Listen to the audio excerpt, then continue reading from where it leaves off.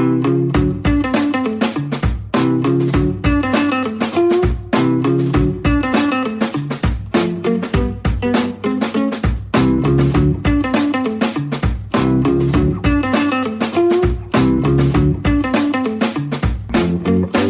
are listening to Ideas Untrapped with Toby Lawson.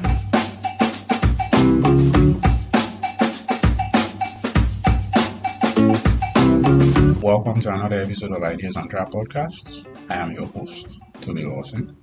In this episode, I had a conversation with Kurtis Lockhart, who is the Executive Director of Charter City Institute, a non-profit that thinks and executes governance models for cities to power developing economies into growth and productivity.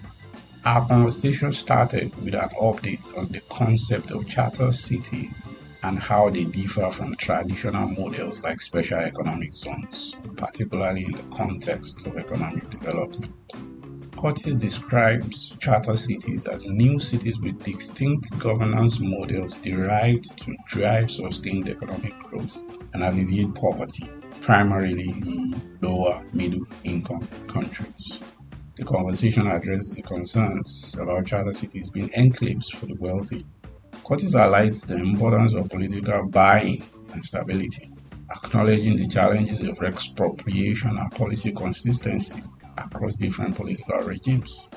He suggests mitigation strategies like revenue sharing agreements, equity stakes for host countries and city developers, and political risk insurance. Discussing the geographical constraints, Kurtis acknowledges that location and economic geography play a crucial role in the success of charter cities. Addressing concerns about existing urban challenges and inequalities, Kurtis and I talked about CCI's involvement in upgrading existing cities and supporting secondary cities, especially in sub-Saharan Africa. I greatly enjoyed this conversation with Kurtis. I am a big fan of charter cities, and I hope you enjoy it too. Thank you for always listening.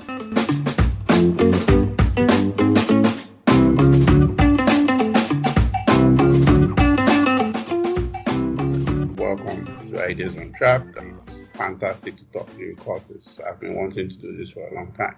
Yeah, thanks, Toby. I know we've been trying to do this for a while. It's good to finally be on with you.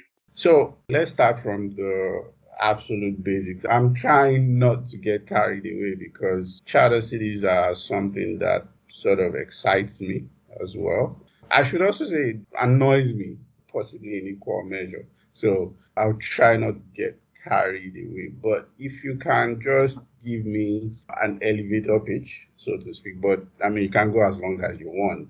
What are charter cities and how are they relevant to issues surrounding economic development, particularly in the 21st century? Yeah, so thanks again, and I'll start at the highest level I can, and then you can ask more specific questions as we go on. So at the very basic level, the definition of charter cities are new cities with new rules to improve governance. And so why do we think that that's really important? Zooming out, the best way to lift people out of poverty at scale is through sustained economic growth over, 1, 2, 3, 4 decades. That's what happened in East Asia and Japan and Taiwan and South Korea. It's what happened in China, and I think it's what's happening in India now. You then have to ask yourself, how do we increase economic growth rates over sustained periods of time? Economists are pretty agreed that the single greatest determinant of long-run economic growth rates is governance, right? It's institutions.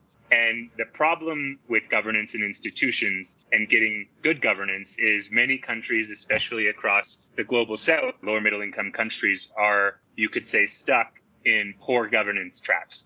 So the question becomes, okay, how do we reform and change this governance institutional structure to improve governance?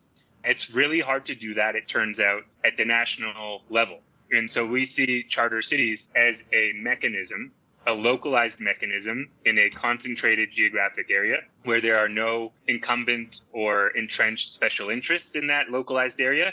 You can get a lot deeper governance reforms at this local level, and that gets people rich within that jurisdiction, within that concentrated space, number one, as well as number two, it's able to serve as a demonstration effect to the broader host country that then hopefully sees that demonstration effect and scales up those governance improving policies across the whole country. And this is what you saw in China when Deng Xiaoping instituted the opening up and reform in 1979, 1980 with 4 special economic zones in the south, Shenzhen being the most famous. But we can get into that if you want to later. Anyways, that's the high level pitch. Yeah. So for a lot of folks like me, and I'm sure some other people in the international development community, when they hear charter cities, you immediately go back to Paul Romer, the Nobel Laureate Economist TED Talk in 2009. That's the popular conception of charter cities. But like you've and your colleagues have reiterated over and over again that your model and a vision that you are pushing differs from that. Can you spell out the differences from Romer's charter city model? Yeah, I'm glad you asked this. So basically, to go back first, so Paul Romer in 2009 gave his now pretty famous TED Talk on charter cities.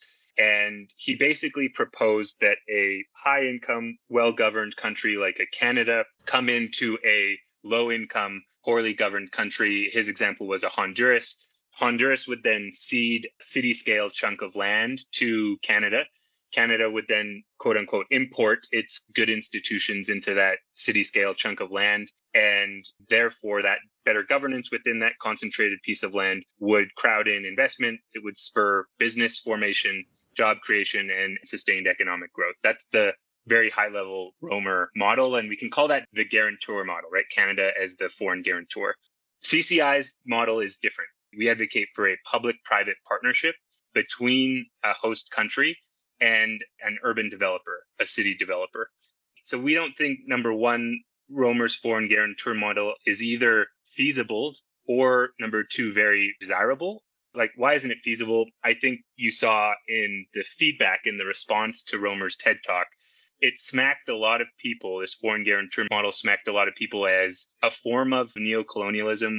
I don't think that's a very fair characterization, but still, it got taken by a lot of people in the international development world as a form of that. I don't think it's fair because, charter cities, as Romer proposed them, were completely voluntarily entered into. It was a free choice amongst both parties to enter into these things, whereas colonialism was, a form of coercion, usually done at the barrel of a gun or through some sort of violence. So I don't think that's necessarily a fair critique, but it nonetheless was a critique and speaks to the feasibility of his model.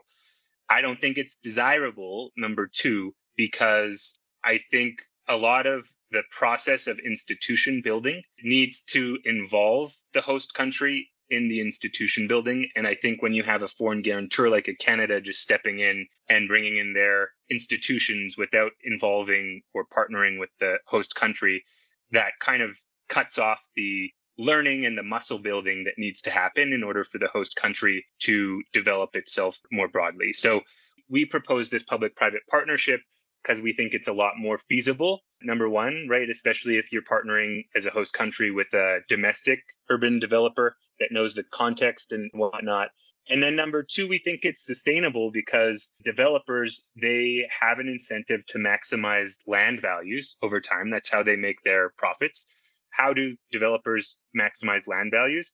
They attract as many firms and residents to their cities as humanly possible. How do you do that? You create a fantastic city with urban amenities, good public goods and service provision with a great business environment. So firms are attracted to locate there.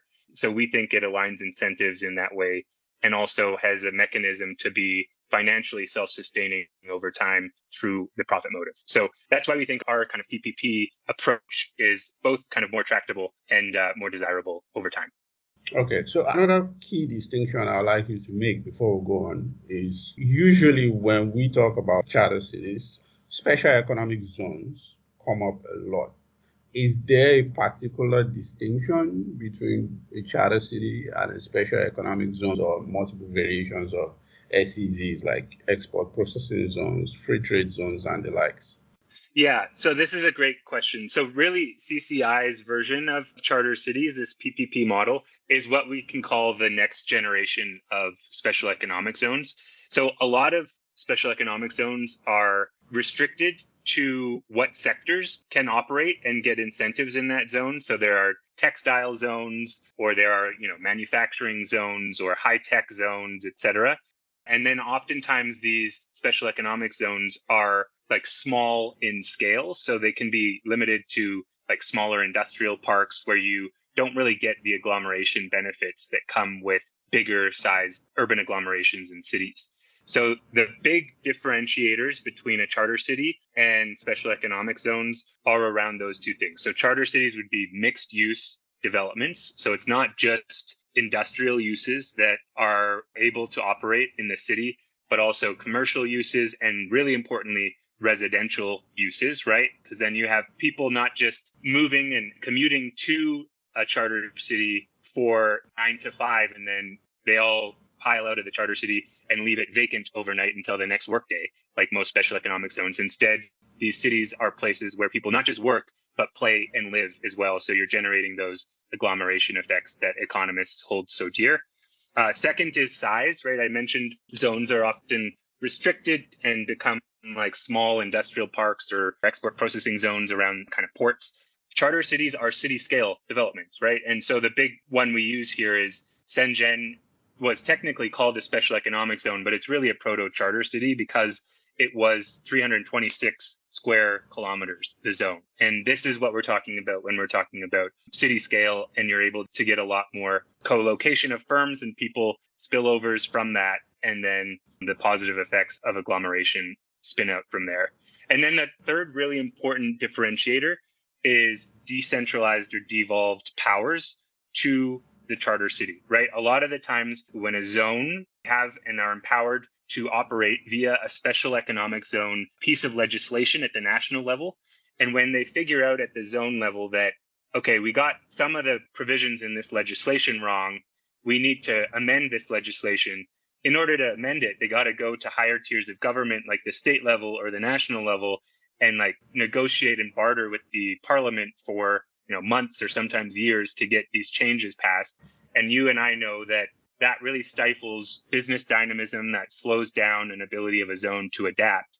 And so we think by a charter city having devolved powers over things like business registration, land administration, land registration, immigration, taxation, things like these, and their ability to really adapt on the fly as the environment in that city changes, that'll allow the city to be a lot more dynamic to a rapidly growing city.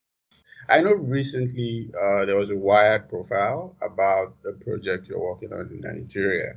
And one thing that also comes up a lot is given the sort of informal or affiliation with the sort of libertarian assisted in community, how would you respond to people who say that charter cities are just a way for the rich people or people who don't like government to create an enclave for themselves and not live within the rules of a particular country? So like this is a libertarian non-state project, so to speak. How would you respond to that? Yeah, I'm really glad you asked this because in that Wired article, we spoke with the journalists. We had a good conversation and kind of explained how CCI works with these projects, including ITANA and EAT. The main pushback that I and CCI give when we're asked this question around, well, aren't charter cities just this libertarian kind of project for having political exit, is like, no, these are co-development strategies you enter into with the host country. As I said, CCI envisions charter cities as a public-private partnership between these urban developers and a host country. And again, I use the term charter cities in our version as the next generation of special economic zones, right? Special economic zones are a very common form of industrial policy used throughout the entire world, right? The vast majority of the world's countries have special economic zones within them. There are some 5,500 zones across the world, not to mention you have complete UN agencies like the United Nations Industrial Development Organization, UNIDO, dedicated to pushing forward industrial parks and special economic zones, right?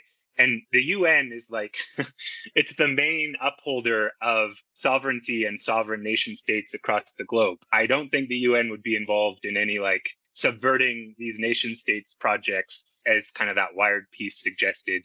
So that's my main response is like, given most of the world's countries are engaged in these special economic zones that allow for unique rules within their own jurisdictions, and given organizations like the UN are involved in promoting these special economic zones and industrial parks, the notion that these are a tool to undermine territorial sovereignty or get these quote unquote stateless vacuums is the term I think the article used, is I think a total misleading exaggeration.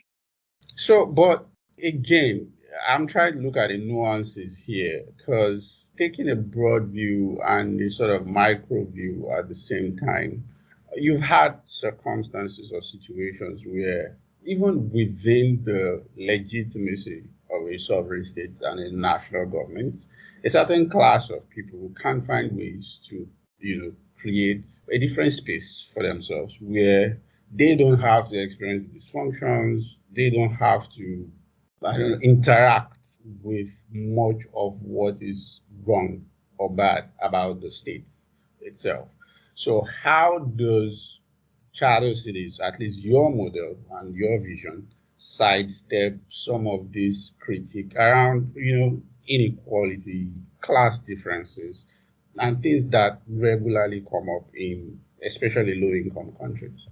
So I would, number one, just like grant that some of these new city projects proposed around the world, they're like real estate development projects that are kind of catering to higher income segments. So I'm not going to deny that there are projects that some developers are making that are kind of totally marketed towards being enclaves for the rich. Those exist.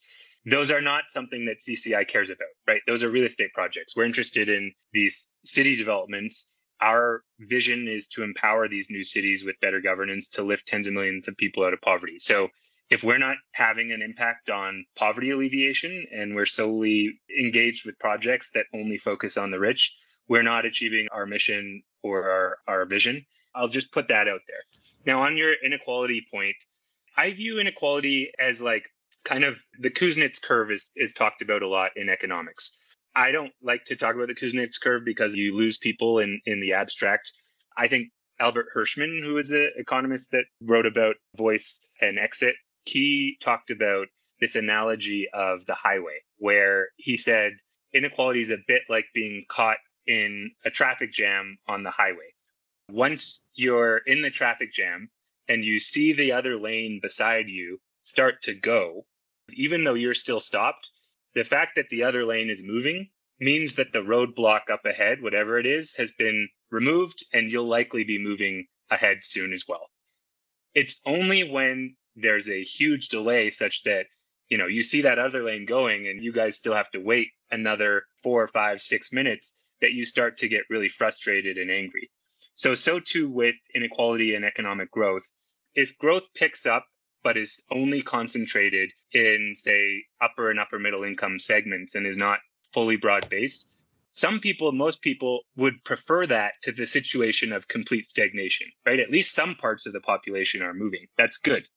It's only when that growth doesn't become more broad-based over time that frustrations will arise. So our hope is that charter cities will kickstart growth no matter how, and then eventually the growth can become more broad-based over time. And you even have some projects and zones and parks and new city developments that are able to be extremely broad-based from the very outset. So I'd use examples like the garment industry operated through industrial parks in Bangladesh. This garment industry employs like 80% women, right? And these women, it's often their first jobs in the formal sector, their first time getting formal wage labor, their first active time in the labor market, and they have upward mobility to go from, sewers to middle managers to upper management. And so, sure, some of these are enclaves for the rich, but equally on the flip side of the coin, some of these projects can be mechanisms for alleviating inequality. And I want to give one other example above and beyond the Bangladesh garment industry example in lifting up women. A Canadian and a Vancouverite, I got to talk about this project called Senequa in Vancouver, where this First Nations indigenous group called the Squamish Nation in Vancouver, they were kicked off their land in downtown Vancouver in, I think, 1910. And fast forward about a century, in 2002, I think, the First Nations sued, and the court ruled that they were to receive some of their downtown Vancouver land back. And so the First Nations got this land, this scarce urban land that was undeveloped, and they were like, what are we going to do with this? So they decided, overwhelmingly, I think 90% of the First Nations group voted in favor of entering into a public-private partnership with a Canadian developer called Westbank. It's a 50-50 partnership. So the First Nations group would get half of the proceeds and Westbank would get the other half. And the bottom line, the upshot of this is that this project is successful. It would generate over the lifetime of the project $8 billion in the coffers of the Squamish Nation. And that would be the biggest economic empowerment program in Canadian history. So if you structure these things right from the get-go, far from being mechanisms for exacerbating inequality, they can serve as just the opposite. I want to return a bit to the legitimacy question, especially within the sovereign authority and the political capabilities of the national governments. I see a bit of a self-selection problem in special economic zones, charter city projects, in that they are successful within a context of a national government that takes development policy seriously. Because, when we talk about Shenzhen and China, we know that that project came about out of a shift in national policy when Deng Xiaoping, along with key members of the CCP, chose to open up China and modernize. If you compare with, say, a country like Nigeria, Nigeria's first special economic zone was in 1992. So they are not really particularly a new idea, but they haven't had equal success everywhere. So how does your model sort of control for this? We'll get to the PPP problems much later, but how do you solve the self-selection problem? Yeah, so there are a few, above and beyond the self-selection problem, there are a few other points implicit in your question. Number one is like the success of zones and industrial policy and these new city developments in China and East Asia versus the largely kind of lack of success we've seen with things like special economic zones in Africa. Let's take China as the example because it has by far the most special economic zones of any country on the planet. So China's approach to zones, I think, largely derives from its history as a country with a high degree of state capacity and a long history of statehood. It's the most ancient state in existence on the globe, I think. It's been in existence for a long time. And so a lot of special economic zones across China were driven by the public sector. And they were extremely successful. Not all of them were as successful as Shenzhen, right? The first four were established in 1980. They demonstrated the success of this policy such that they were scaled up again in 1984 with a few more zones, 1988 with a few more zones, and more such that by 2010, some 90% of Chinese municipalities had some form of special economic zone within them. And these were, again, largely driven by the public sector.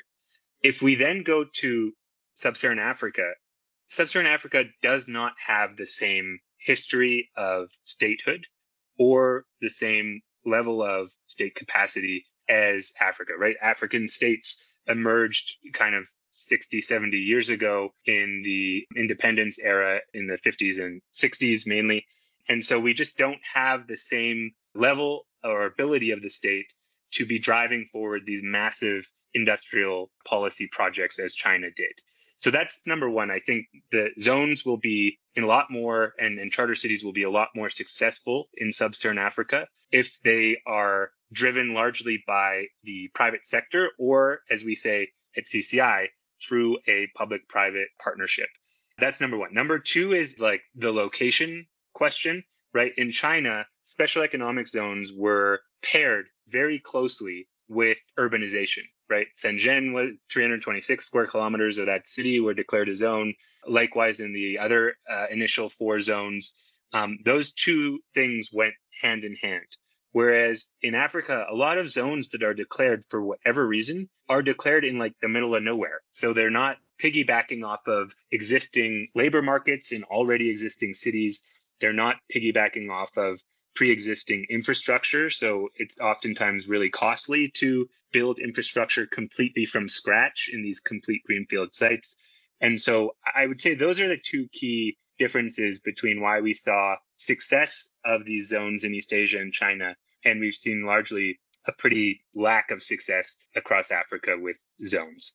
And then that's the first part of my answer. The second part, just to get back to the self-selection problem that you mentioned, I mean, I think you've had Stefan Durkheim on your podcast, Toby, and yes, I have.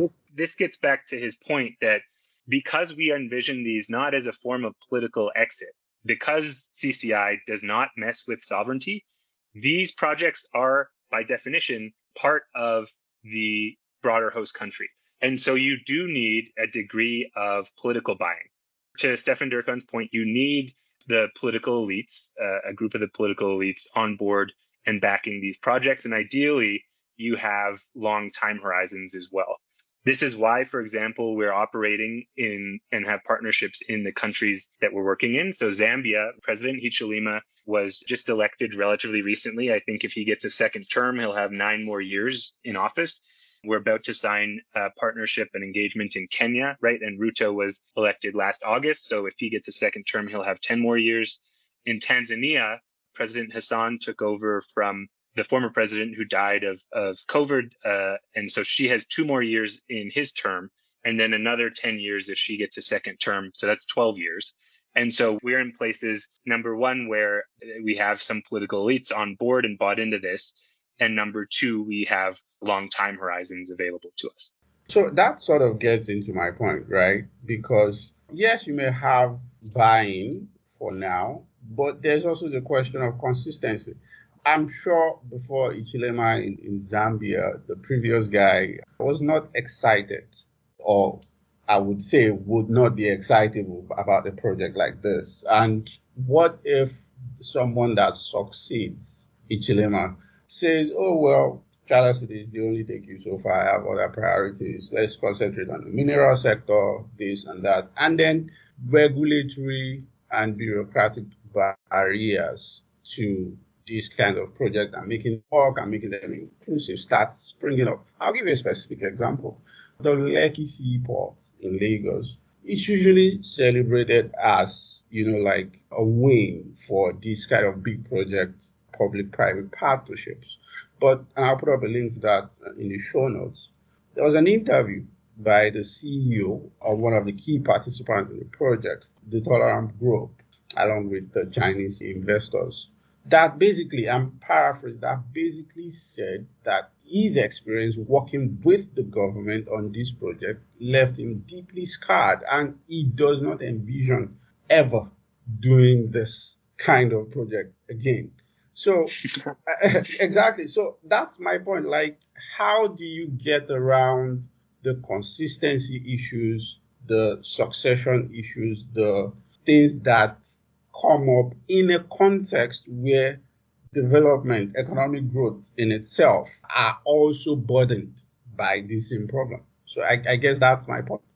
Yeah. So this is a great point. So basically, your kind of question is, okay, given these charter cities as CCI proposes them, like, what do you do about the expropriation problem, right? This problem of how do you prevent the host country government across regimes, right, over time from killing the goose that laid the golden egg? Or how do you get political regimes, different political regimes across time, credibly committing to what former regimes before them committed to, right?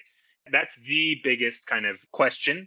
And because our proposed model, charter cities are part of the host country, they are not, sovereign entities, There are multiple things you can do to mitigate the risk of expropriation, right? To better align the incentives such that it nudges the host country to want the project to succeed rather than want the project to be expropriated and fail.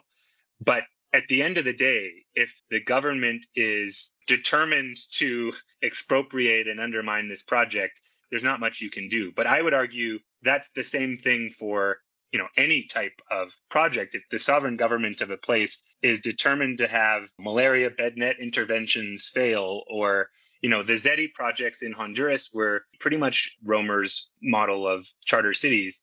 And yet still the regime that succeeded the original regime was able to repeal the SEZs law, right? So it's not just our model that suffers from this goose that laid the golden egg problem. I think it's other models of charter cities as well as all kind of development interventions. Okay, given there's this problem, how do you mitigate the risk of expropriation? And CCI's, we thought about this, and there's several ways. So number one, we think that there should be a revenue sharing agreement embedded in the public-private partnership such that the host country gets a percentage or proportion of all the land rents, all the taxes, all the user fees raised in a given year should be remitted to the host country. So they have a stake and they receive a sort of stream of revenue every year from it. The other similar point around these kind of financial inducements is we think that the host country should have an equity stake in the developer, in the city developer.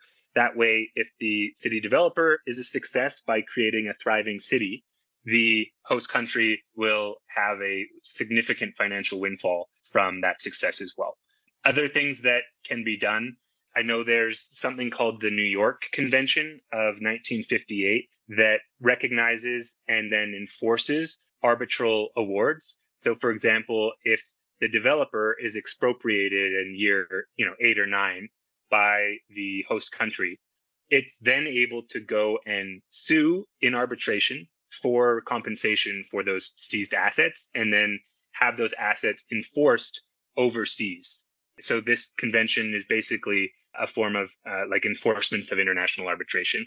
Now, the question there is okay, well, if your host country, say you're operating in Zambia, the future Zambian regime after Hichilema expropriates, and you then get an arbitral award in Dubai, in DIFC or something, how do you get the Zambian government to actually kind of pay?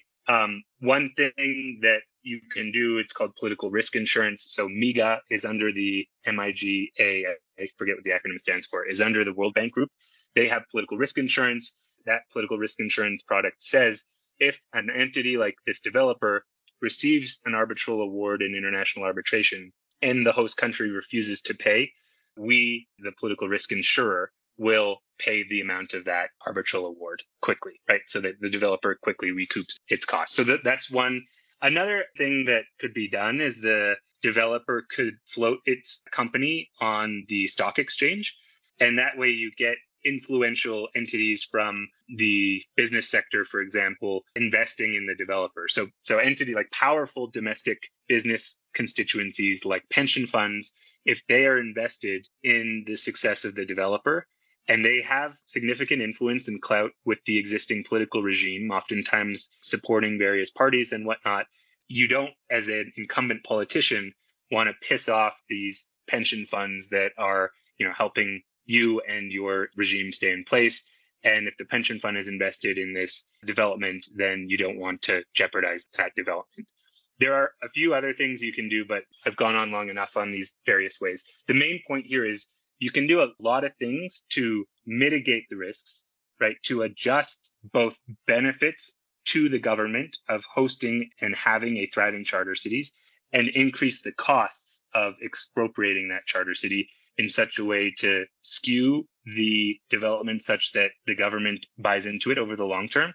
But you can't, because they're not sovereign entities, totally get around this risk entirely. When we look at Shenzhen, again, for example, its location is sort of unique, and I think that contributed a great deal to its success.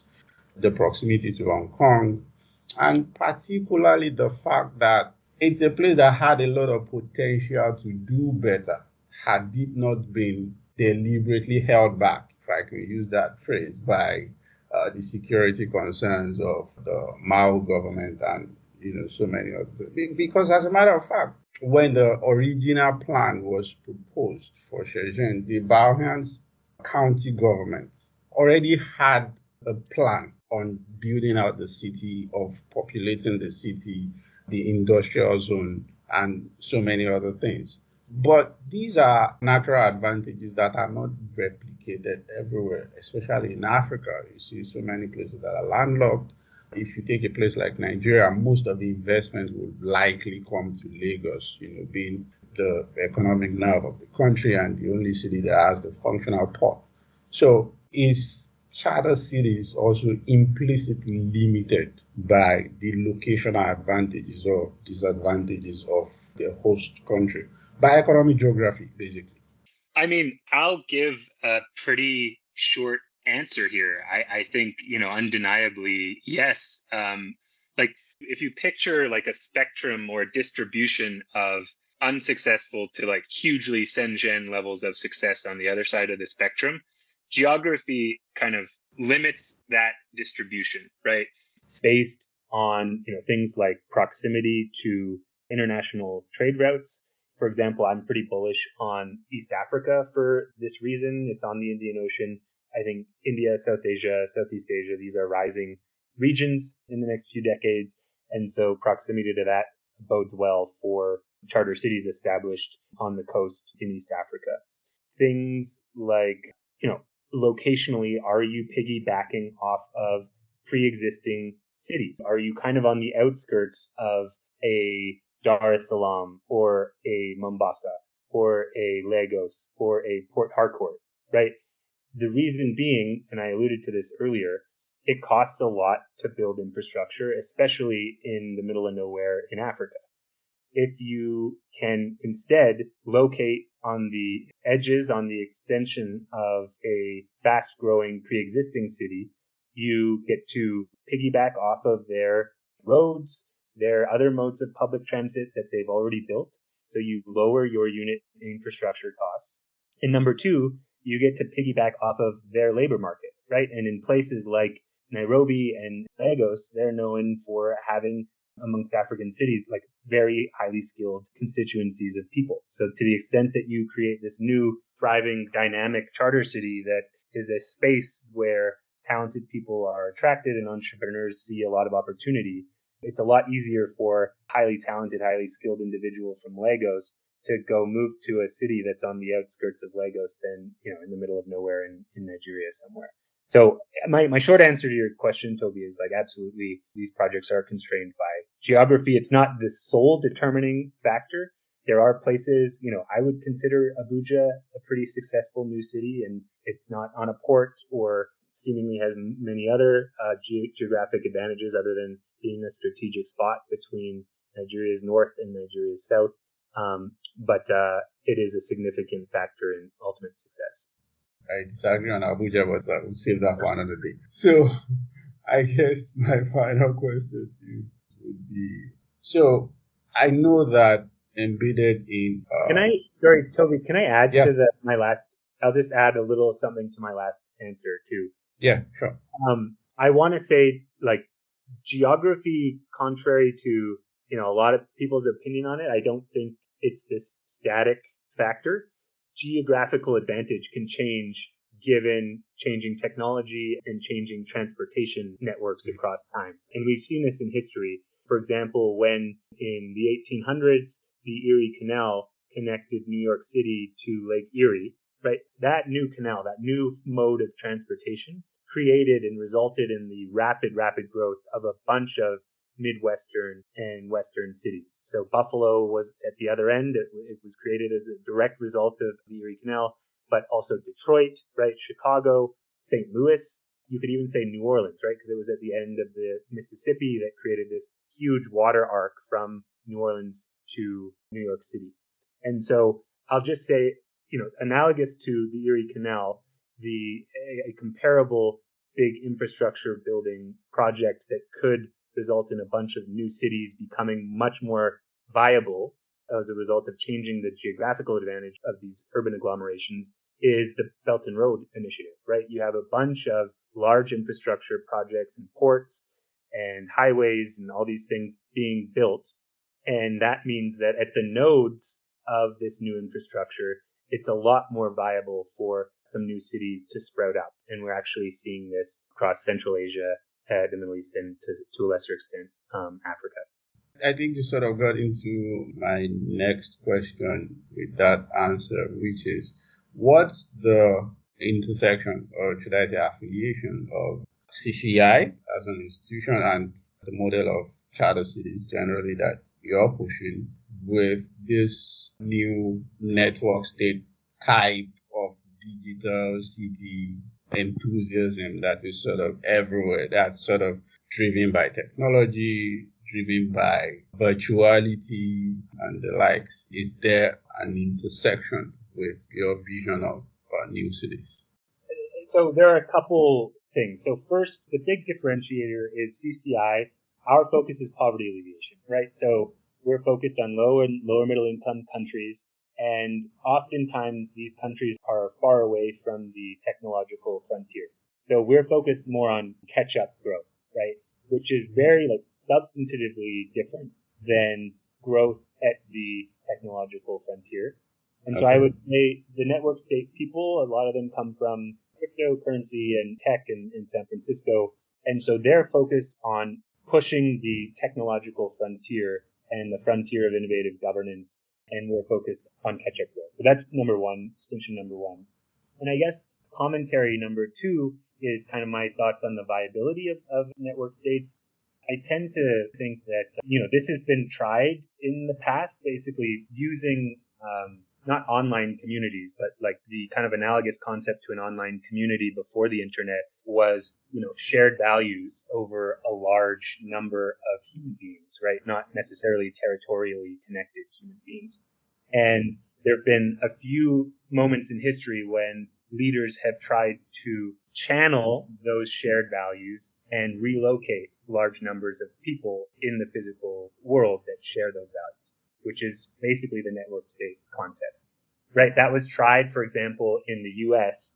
I think a bunch of libertarians, I believe this was in the early 2000s, tried to find a small state in the US to say, hey, if all of us libertarians that share these particular ideological inclinations all move to the same state, I think they ended up choosing New Hampshire.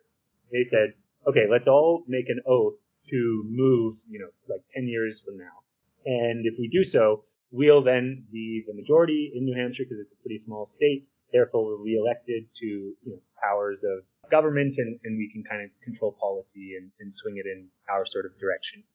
It turns out in year 10, when that move was supposed to take place, a lot of the people who had made that commitment, they had families, they now have a spouse, they have kids that go to particular schools, their spouse has a job that he or she really likes, that individual also has a job that it's going to be hard to relocate from. And so it turns out that community, like place, is actually pretty rooted, and it's hard to just uproot yourself and your family from kind of a community that's been established and go to this other kind of community that has no sort of binding glue that you currently have. So that's number one. And number two, the kind of historical example that happened but almost didn't happen is Israel, right? Like Judaism is this millennia-old religious tradition. You could say it's a millennia-old tribe that has its traditions, its values that are thousands of years old. And it had this other historical event that happened at the time of the formation of the Jewish state, Israel, being this Holocaust, a genocide that tried to wipe out this tribe. And that also resulted in this really unifying force calling for a place where the Jewish people can practice their religion in peace and tolerance. And even with those factors, right, even with this thousands-year history and this kind of world-changing genocide, the Israeli state was very close to not being successfully established, right? It was kind of Truman's recognition of Israel that actually kind of resulted in the thing happening. Without that, I don't think it would have been a success. It was sort of 51-49 as to whether this thing would take off. And so, right, my point with Israel is like, even with like these enormous advantages and crazy factors in your favor of pulling off a network statey situation, it almost didn't happen. And so that gives me pause about the tractability of this model. My final question, and I'm happy you mentioned poverty alleviation and fast, broad-based growth as the things that motivates the model of charter cities that you are pushing. So this question would be one of my critiques of charter cities, and I want an answer from you, which is at the heart of this model is political decentralization, particularly because, like you said, there is a lot of stasis and constraint at the national level. And also, talking about governance innovation, do you think that the charter city space, if I can call it that, is leaving a couple of low-hanging fruits unplucked in the sense that where are the plans of fixing existing at a very local, decentralized level, of fixing some of the, should I say, existing problems in actually existing cities, rather than, building new cities? Where's the plan, for example, for upgrading slums in existing cities? Where's the plan for transforming Makoko, for example, in Lagos? So do you think that those are low-hanging fruits that you're leaving unplugged? If yes, is there a reason? Is it because there is no obvious potential gain for private capital? And of course, if no, is that something you are working towards in the future? Short answer is yes, we are involved in this area. So I'll just give the example of one of the reasons I'm here in Nairobi right now is to push forward our MOU with Kenya's State Department for Housing and Urban Development. So this department, well, they just finished, it's called the Kenya Urban Support Program, the $300 million program under the World Bank. That's ending, I think, in June 30th. And then a new CUSP program, CUSP 2, another $300 million program supporting local urban institutional capacity building at the local level, is happening in the next fiscal year, July 1 here in Kenya. And so we're talking with the Department for Housing and Urban Development on this list of 71 secondary cities that they've selected with the World Bank to channel this $300 million CUSP 2 program to over the next 3, 4, 5 years. And my prior on these big development programs is that rather than spreading this $300 million across a swath of stuff, you should prioritize. And so I said, well, okay, you do that with the World Bank. Why don't we, CCI, we identify 3 to 4 bright spots on that list of 71 cities, secondary cities, existing cities, that are already doing well with their current resources. And we empower those 3 to 4 cities by designating them as a special development zone or special economic zone or special economic city, basically a charter city. And that way, not only, presumably if they're already doing well with their existing resources, by empowering them further, they just double down on that success, number one. But number two, if they are then successful, they serve as a much, much greater and more powerful demonstration effect to the list of the other 67, 68 cities on that list of the CUSP 2 program, right?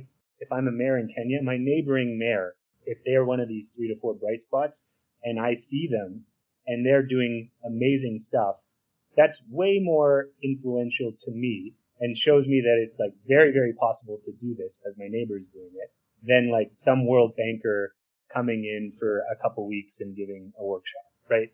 So that's like one way in which DCI is working with existing cities. And I think one of the kind of low-hanging fruits, to use your term, is these secondary cities, especially in sub-Saharan Africa. I think like a large swath of the urban growth and the growth in urban population is going to happen in small secondary cities and towns of kind of 100,000 people and under.